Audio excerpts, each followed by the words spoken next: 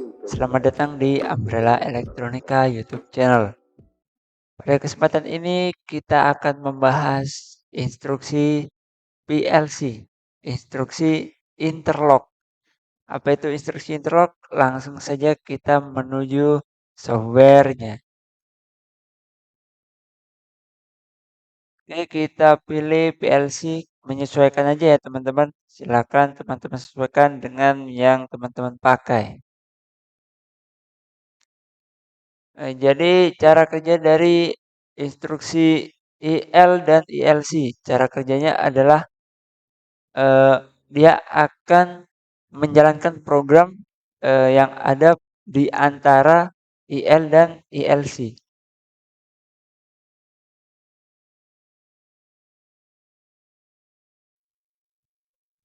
Langsung saja kita membuat contoh programnya.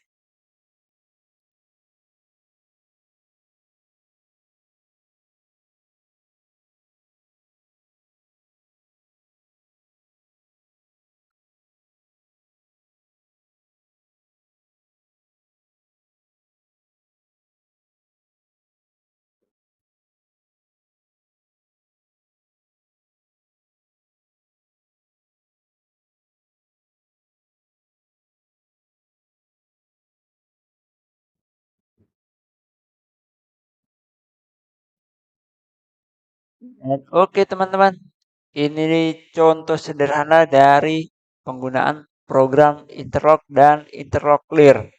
Jadi untuk IL ini adalah interlock dan ILC adalah interlock clear. Jadi program yang berada di antara IL dan ILC ini akan dijalankan ketika alamat 1.00 atau triggernya dari instruksi IL ini aktif. Jadi ketika alamat 1.00 ini off, maka program yang berada di antara IL dan ILC ini tidak akan bisa berjalan. Langsung saja kita simulasikan.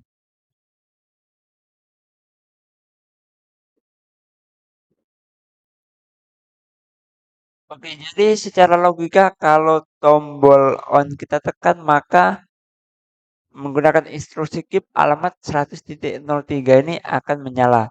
Namun ternyata tidak menyala karena instruksi IL ini belum aktif.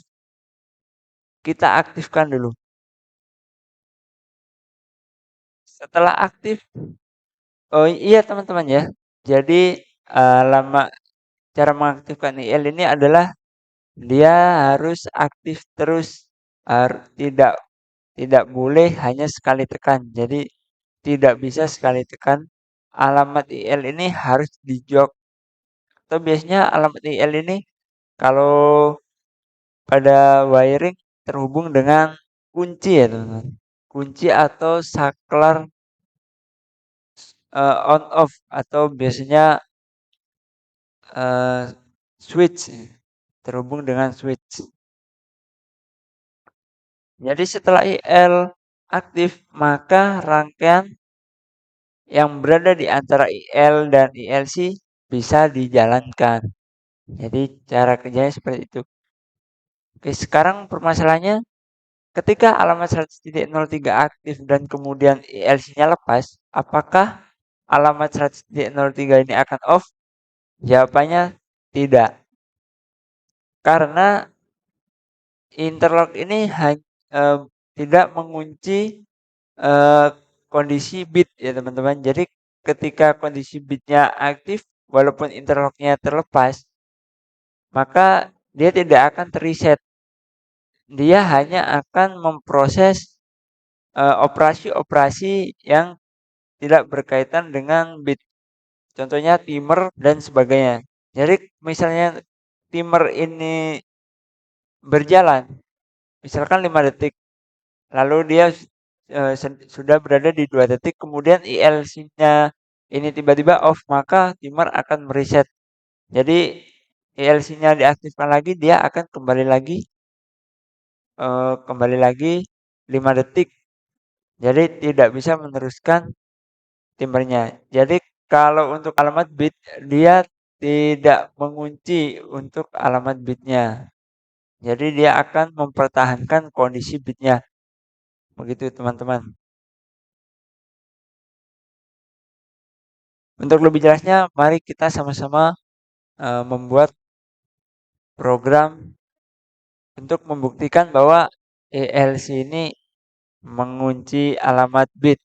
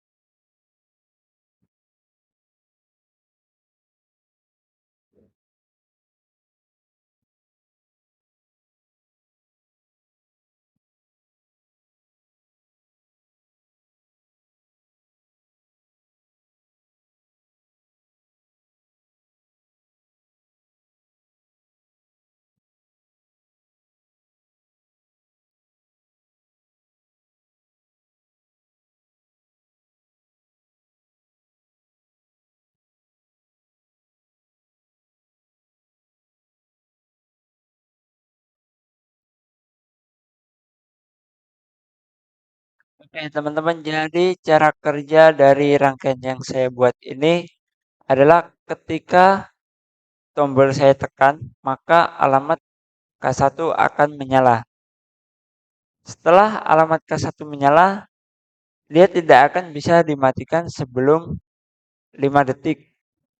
Jadi sebelum dia berjalan selama 5 detik, alamat 100.00 ini tidak bisa dimatikan.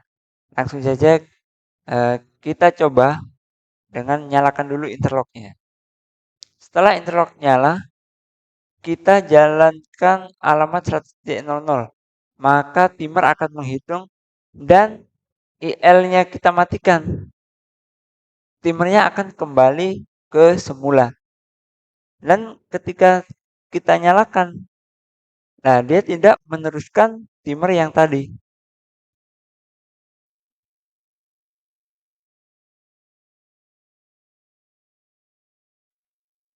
Dia hanya mengunci pada alamat bitnya saja. Lalu kita off-kan dan rangkaiannya off. Lalu bagaimana ketika ada eh, rangkaian sekuensial atau rangkaian berurutan? Maka jawabannya adalah ILC ini sangat cocok digunakan untuk rangkaian sekuensial atau berurutan. Saya contohkan, saya akan membuat rangkaiannya seperti ini.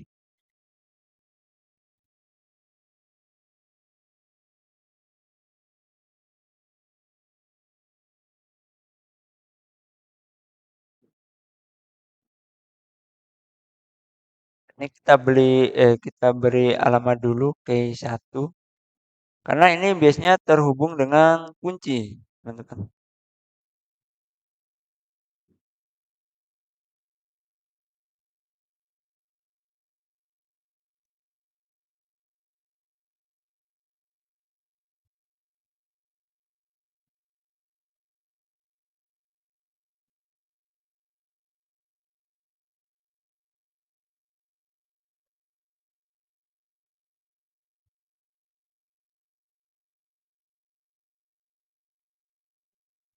Baik, teman-teman. Jadi ini programnya. Jadi ini program ketika ada 2 interlock dan 1 ILC. Maka cara kerja dari program ini adalah dia harus menjalankan interlock yang atas terlebih dahulu, baru kemudian interlock yang bawah bisa berjalan. Jadi ini cocok untuk program sekuensial.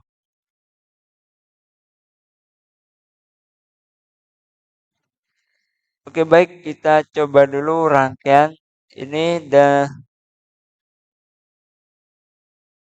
oke, kita mari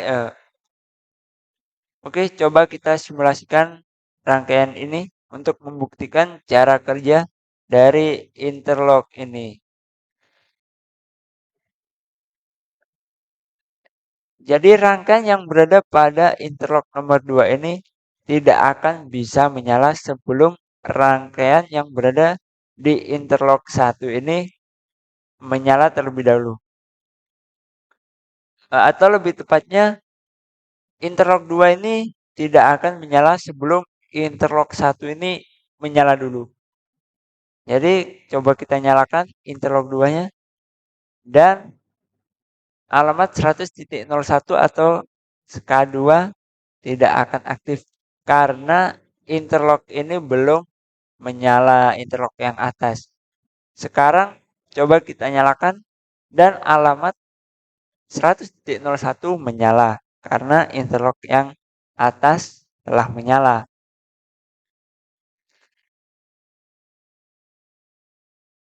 Oke, jadi begitu cara kerja dari interlock ini. Jadi interlock ini tidak terbatas, bisa interlock 1, interlock 2, bahkan sampai berapa interlock pun tidak ada masalah.